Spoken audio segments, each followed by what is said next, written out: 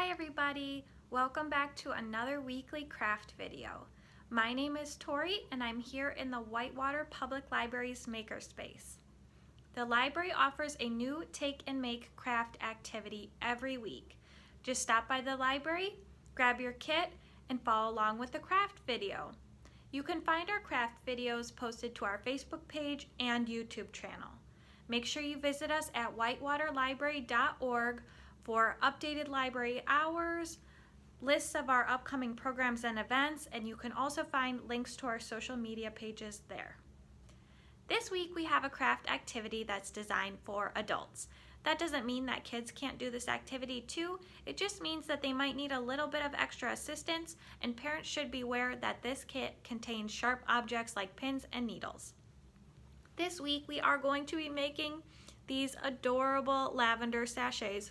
They smell amazing. You can put these in your drawer and it makes your clothes in your drawer smell really nice. I remember when I was growing up, my grandma always had these in her drawer.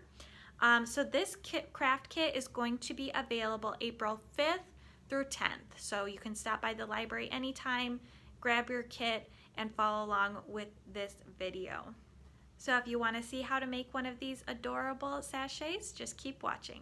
So in your craft kit this week, you are going to get 2 pieces of fabric, a little piece of twine, some pins, a sewing needle, and some thread, a little elastic, and some dried lavender flowers.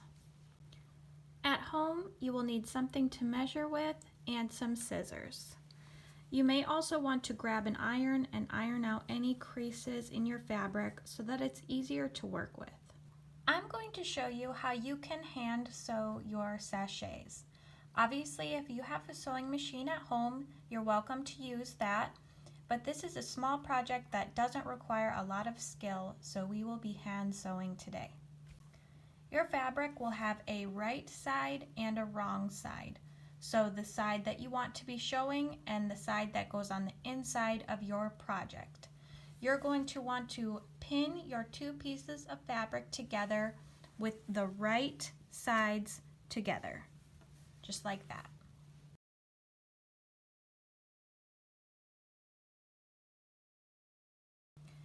So I've placed 4 pins, 2 in the bottom corner and 2 on the sides. We don't need to place any pins along the top because we're going to be leaving this top part open.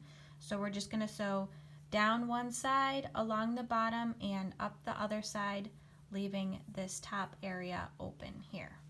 When working with regular thread like this, I like to double my thread when I'm working with it.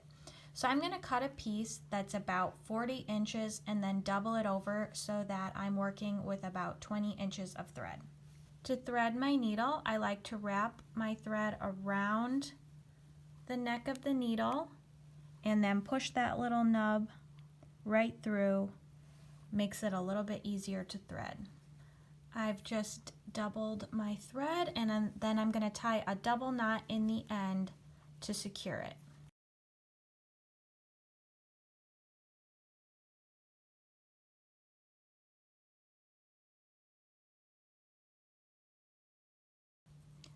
Now I'm ready to start sewing.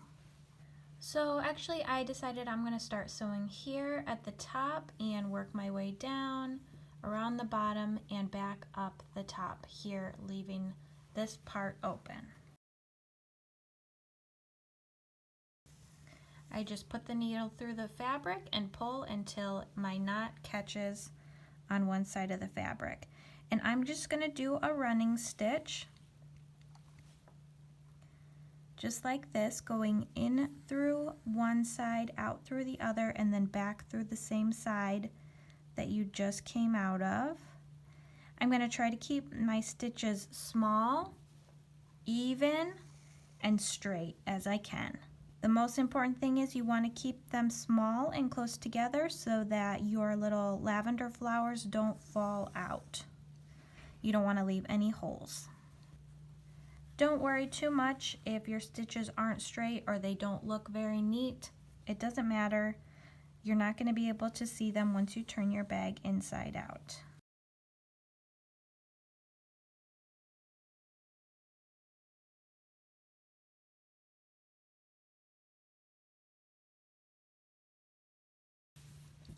Alright, so I'm a little bit over halfway done stitching my project. I've worked my way down one side and a little bit over halfway through the bottom. So now I'm going to switch my working thread because it's getting a little bit short and start a new one. So I'm just going to do that by picking up only one layer of fabric with my needle. So I'm not going through both layers. And then coming back up with the needle. I don't know if you can see that there. I've just got a little bit right there. And then I'm going to start to pull that through, but I'm not going to pull it all the way through and pull it tight. I'm going to bring my needle back through that loop, so I'm sort of tying a little bit of a knot right there and pull snug. See if you can see that there. I've just kind of created a little knot on the center there, and I can do that one more time just to make sure that it's really secure. Kind of going back through that little stitch I just made and then going back through this loop right here, pulling tight, and now it is secure and I can trim it off and start a new piece of thread. Alright, so I've stitched 3 sides of my project. As you can see, my stitches are a little lopsided and haphazard, but it really doesn't matter. You don't have to worry about that too much. So I'm just going to show you how I'm going to fasten off again at the end. I just pick up a little piece of fabric with my needle. Begin to pull through, but don't pull all the way through. You want to pass your needle through this little loop that you've created right there. And then pull tight. Kind of creates a little knot there. I'm just going to do it one more time in that same spot just to be sure that it's secure.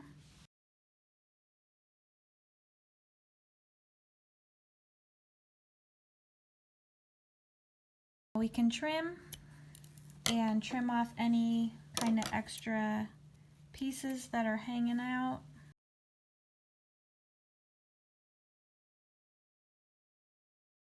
Now, I did a pretty good job of staying close to the edge of my fabric, but if you have a lot of space between your stitches and the edge of your fabric, you might want to trim it with some scissors, but just obviously be very careful not to cut your stitches. So now we're ready to flip our bag around and turn it right way out.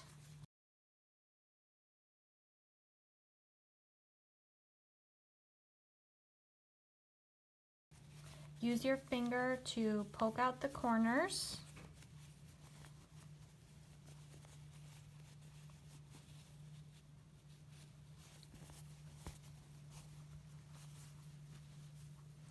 And now you have a little bag. Go ahead and add your dried lavender to your bag. Now we're ready to secure with the elastic and decorate with this piece of twine.